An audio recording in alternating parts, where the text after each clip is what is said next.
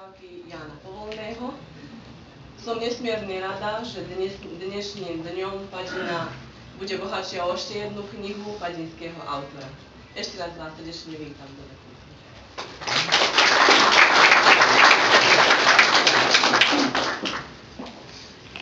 Teraz po žiadosti nášmu oslávencovi.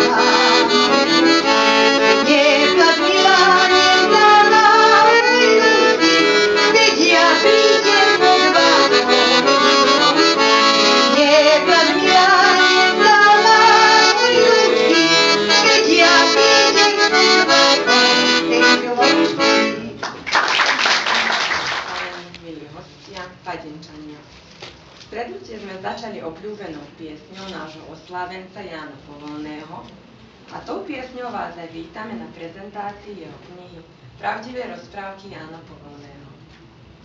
Dovoľte, aby som medzi nami privítala vzácnych hostí.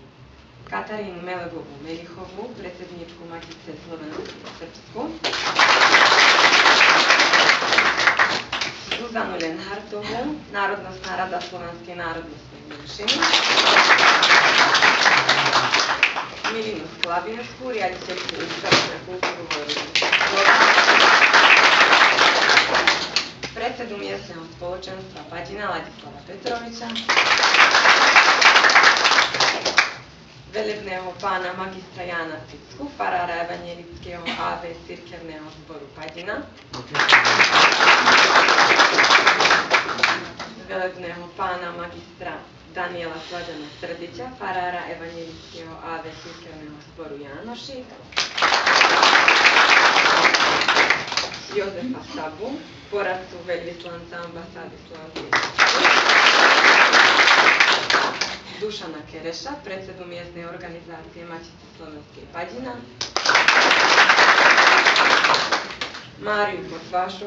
Máriu Kováčovú, predsedničku miestnej organizácie Matice Slovenskej Kovačica, Katarínu Lenhart Petrík, predsedu memoriálneho strediska doktora Janka Polieka, predsedu obce Kovačica Miroslava Krišana,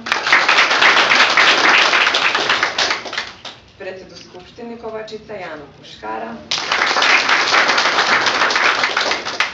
a Danielu Ďurašovú, zakladateľku ARD Padina, ktorá sa podieľa na realizácii tohto projektu. Vítame vás a cíte sa tu dobre s nami. Pred niekoľkými týždňami ma oslovil môj báči Janko Povolný, či by som prijala úlohu moderátorky programu. Ani na chvíľu som neváhala.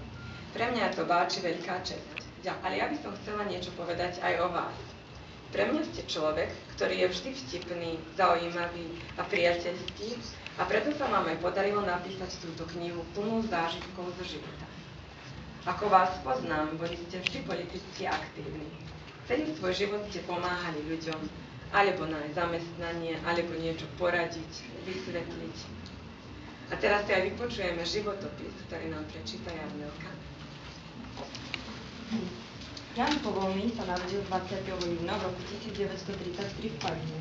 Základnú školu skončil v Padine a strednú technicko-strojnícku v Zriňanine. Absolvoval na poľnohospodárskej fakulte v Zemúne, ukončil politickú školu v Novom Sade. Keďže pochádza z Padiny, ktorá je obklopená úrodnou pôdou a pasienkami, ešte ako malý chlapec pomáhal s rodičom, vykonával rôzne práce a staral sa o dobytok. Bol i kočišom. V tom čase sa cestujúci aj tovar prepravovali kočom, ktorí ťahali kone. Neskôršie 1955 a 1956 roku zložil skúšku za majstra mechanika ako aj za traktoristu a tomu pomohlo, aby sa ako traktorista zamestnal v rolníckom družstve Pokrok Padina, kde zotrval 13 rokov.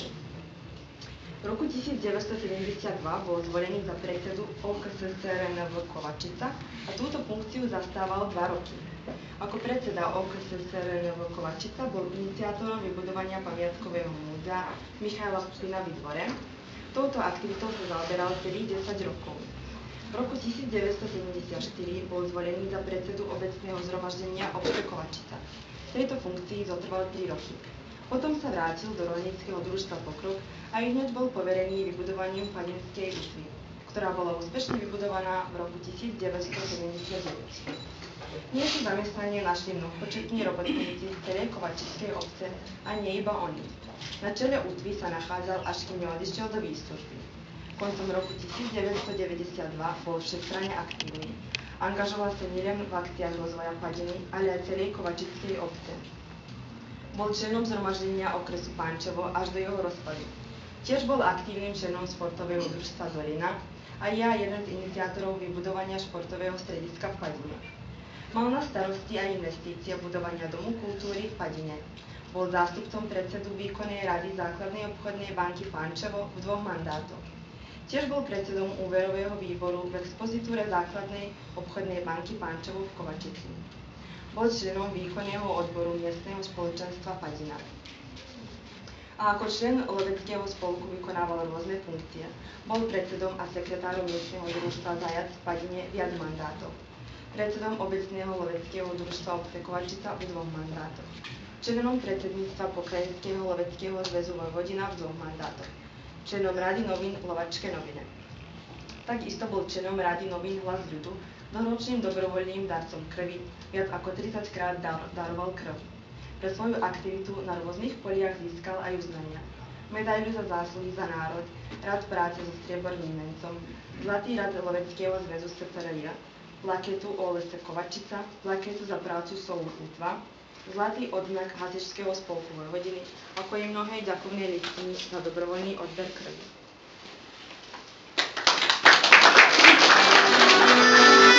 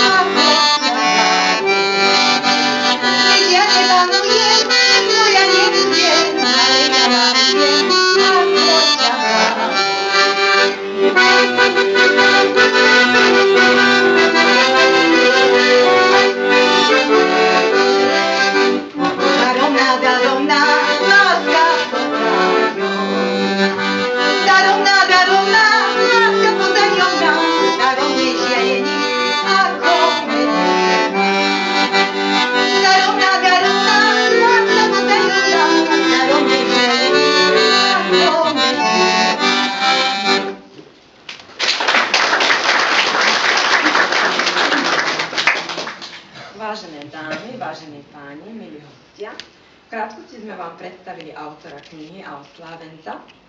Kniha vychádza aj vďaka podpore viacerých inštitúcií, vrátane Úradu pre Slovákov žijúcich v zahraničí.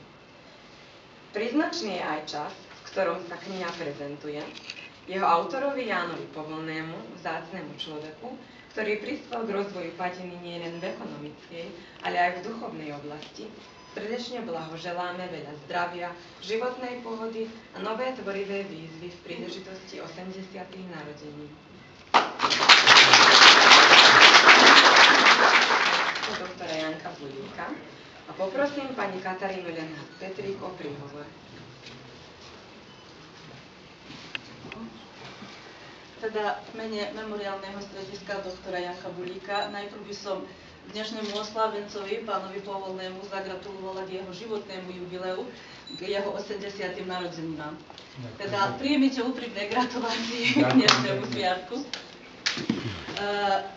Chcela by som ešte pripomenúť, že nám bolo cťou podieľať sa na realizácii tohoto projektu a som veľmi rada, že kniha uzrela svetlo dňa práve v dnešný deň. Touto príležitosťou by som sa poďakovala aj pani Daniele Ďurášovej, že bola ochotná nám pomôcť a že tento celý projekt dala dokopy, ale aj všetkým ostatným, ktorí sa pričinili, aby táto kniha dospela aj do rúk širšej verejnosti. Ďakujem. Napísanie a realizáciu projektu mala teda na starosti Asociácia pre edukáciu a regionálny rozvoj a preto poprosím jej zakladateľku Danielu Ďurášovu, aby tomuto večierku venovala niekoľko slov. Dobrý deň. Ja by som ešte chcela medzi nami privítať pána Lasla Vidača, zámenníka predsedníka obštiny Kovačica.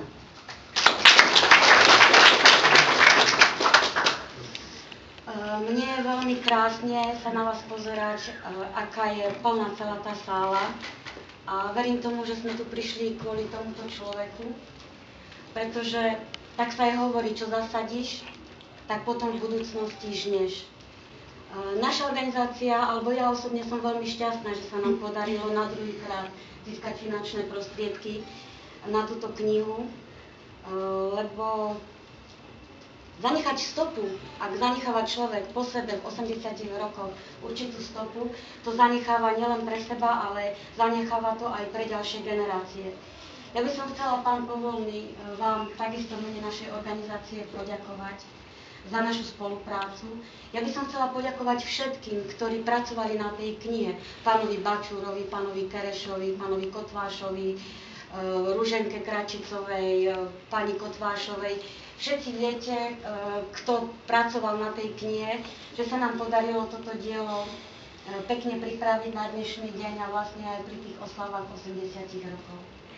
K tejto gratulácii nielen z našej strany sa, ale aj pripája, ja som dostala mail zo slovenského veľvyslanectva od pani sekretárky, pána veľvyslanca. Ak dovolíte, tak ja by som to tlmočila pánovi Povolnému.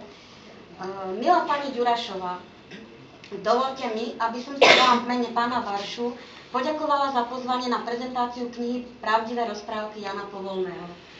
Pracovné povinnosti pána veľvyslanca žiaľ časovo nedovolujú, aby sa tejto prezentácie zúčastnil. Preto príjmite naše úprimné ospravedlnenie. Radi by sme však vyslovili želanie a zaželali knihe úspech a jeho autorovi, ktorý tento rok dovršil úctyhodný vek 80 rokov, ešte veľa zdravia, nápaditosti a spisovateľského ducha zaželali. Želáme vám, aby sa táto kniha našla cestu k čitateľom, ktorí určite ocenia skúsenosť autora a významného Padinčana pána Janka Povolného. Ja celý Branislav tvrdil, keď sme prišli k Slnečnici, ktorá bola pekne okopaná, že je to naša. Tak bolo radom. Nové pole, Staré pole, Sámorský, Chotár, Uzdinský a tak ďalej. Kde bola pekná Slnečnica, tá bola naša. A vedel som, kde sú zeme doliny, všetky boli zarastené burinou. Neplietol som sa do ich rečí. V rozhovore sa delegát pýtal riaditeľa doliny, či súhlasí s tým, aby sa všetky neokopané polia popísali, odobrali a dali na použitie poľnohospodárskemu družstvu dolina. Odpoveď žiadna. To sa nikdy nestalo, aby sa parcely popísali a odobrali a vlastne tie neokopané parcely aspoň 50% patrili poľnohospodárskemu družstvu dolina.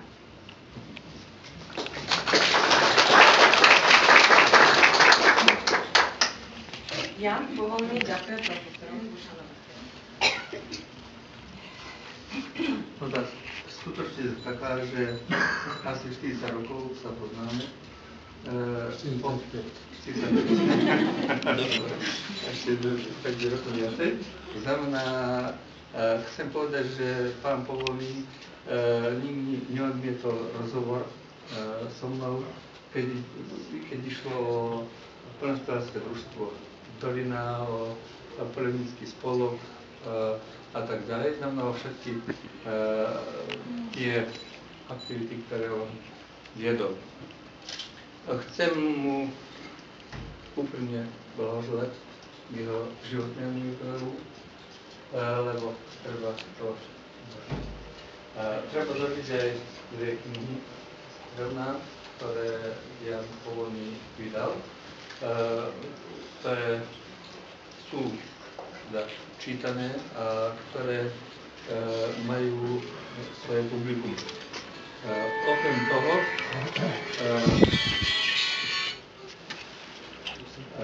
chcel by som ešte vyzdvihnúť i to, že Jan Povolný je v skutku jeden z najvýznamnejších ľudí, podnikateľov v Padine, ktorý aj v kultúre, aj v miestnom spoločenstve, aj v hospodárstve znamená pridal svoje sily, pridal svoj takzvaný čak, ako by som povedal, element, znamená, aby dal, pomohol Padinčanom aj Padine, koľko môže. Je skutočnosť, že naozaj málo kto pozoroval alebo sledoval život Jana Povolného ako ja. 145 rokov. To je veľmi veľké obdobie a myslím, že najviacej poznám život Jana Povolného, ktoré mám aj dokumentované článkami o vlastných ľudu a poľnohospodárskych rozhľadoch a tak ďalej. A želal by ešte veľa zdravia sa všetkým a šťastia, lebo zdravia, že šťastie je dôležitejšie zdravia. Ale jednu oblasť by som chcel vydvojiť, a to je oblasť poľníctva, ktoré sa Jan dotkol v tejto knižke len tak okrajovo. Myslím, že by, ak jeho zdravie poslúži, aby boli to poľnícke rozprávky z poľníckeho života, ktoré ja veľmi dobre poznám, ktoré on zažil, prežil a ktoré sú mu, ja myslím, že možno aj väčšie v srdci ako tieto rozprávky, ktoré sú. Takže navrhujem, aby Jan Povolný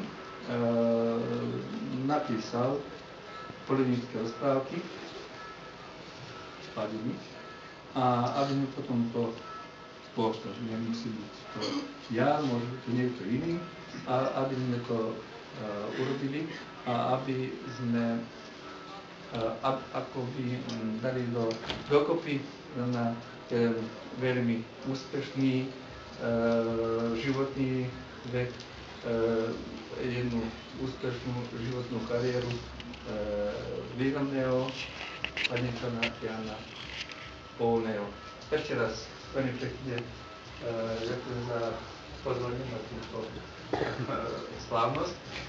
Veľmi pekne gratulujem, blahoželám vlastne k vydaniu tejto knižky a želám, aby sa táto spolupráca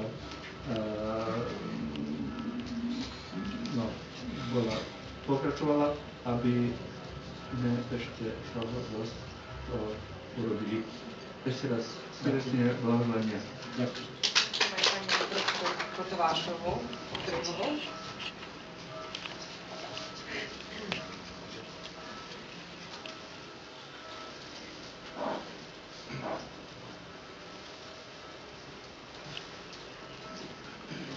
všetkým prajem dobrý deň. Pre pána Jana Povolného je dnes výnimočný deň. Oslavuje 80-ku a premiéru jeho ďalšej knihy. Napísať knihu nedokáže každý. Potrebné je veľa námahy a najmä odvahy. No keď sa to zdolá, premôže, úspech nenastane. Žiaľ, hovorí sa, že úspech tak ľahko neodpúšťame. Ako by sme neverili sebe, svojim, čiže nevážime si dostatočne to naše, to, čo máme. A Jan Povolný je náš autor. Jeho kniha Pravdivé rozprávky je aj naša kniha. Hovorím naša, pretože tak trochu som aj ja padinčanka. Teda Jan Povolný, náš autor, Pravdivé rozprávky, naša kniha. A verím, že tento prívlastok budeme dlho používať, že sa budeme ním hrdiť a chváliť. Knihe prajem hodne čitateľov, autorovi dobré zdravie a veľa rokov života. Ďakujem.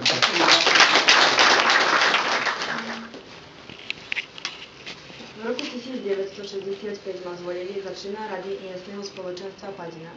A 2 týždne iba člena povedať. Ja som napísala, lebo vždy som radšej písala, ako som hovorila. Vyslovené slova sú ako stopy v piesku. Zadúcha vietor a rozveje ich.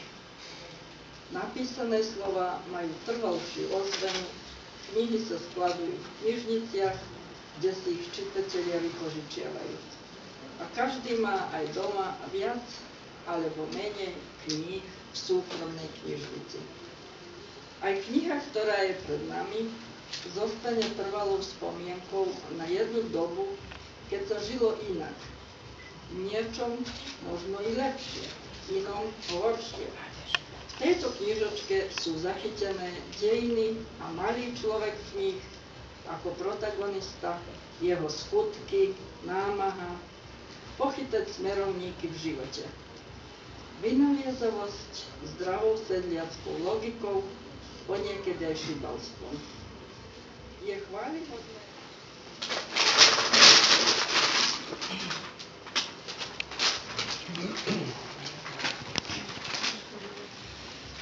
Milí padinčania, ctení hostia, dovolte mi nášmu jubilantovi dnešnému zablahoželať jednak tej 80-ke, ale aj napriek tomu, čo povedala pani Kotvášová Jonášová, ja si dovolím povedať, že táto kniha je aj naša.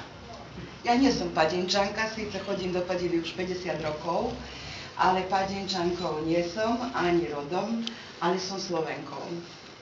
A táto kniha je slovenská, teda je aj naša.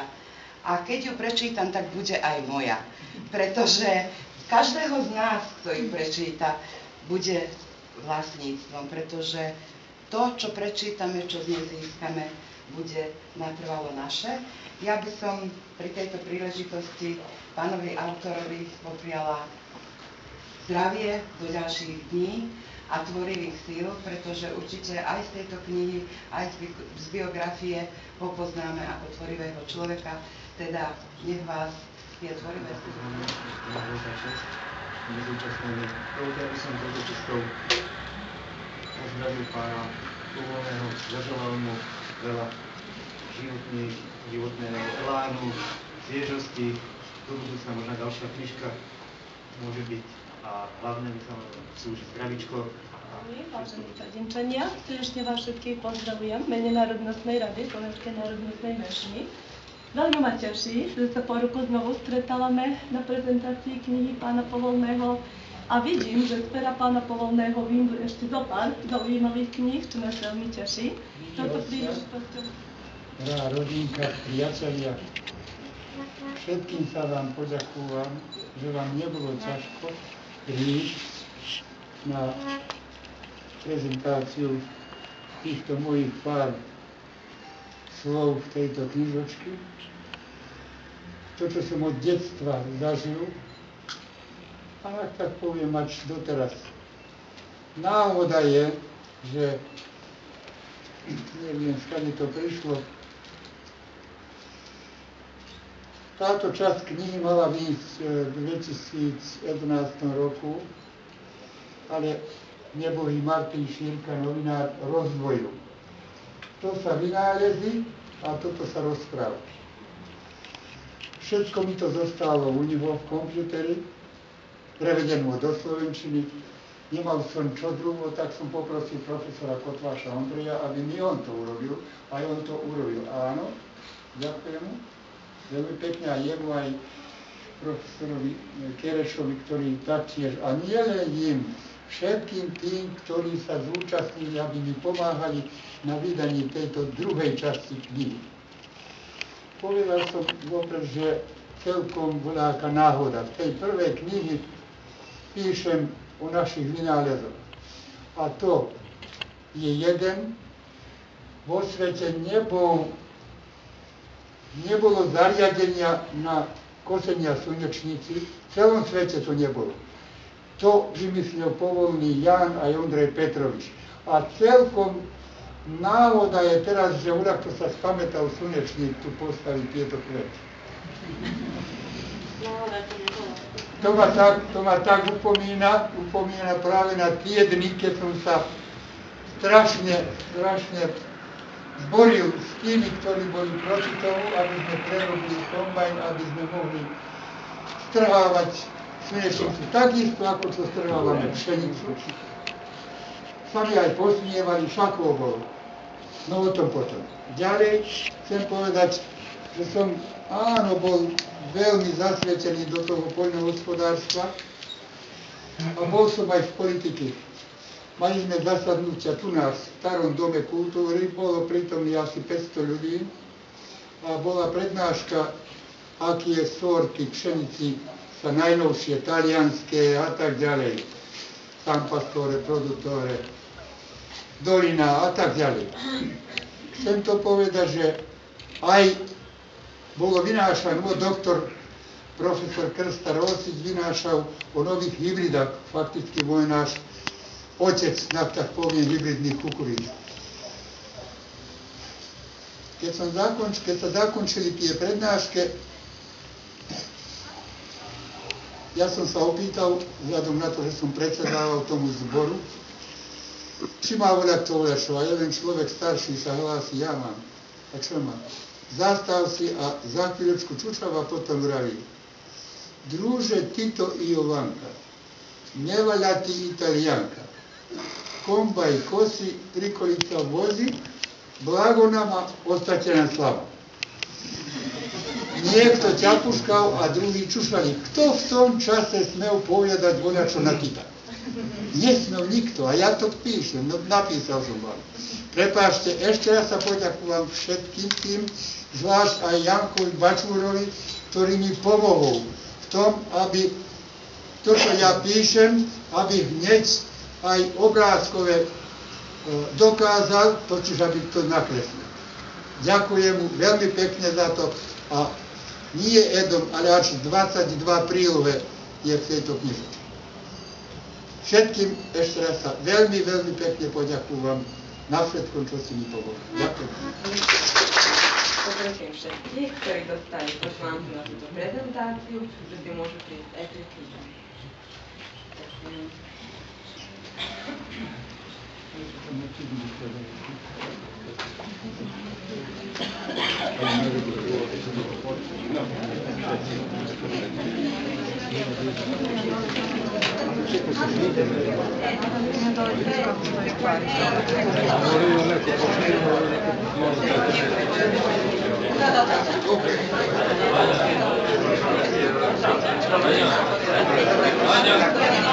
Piše.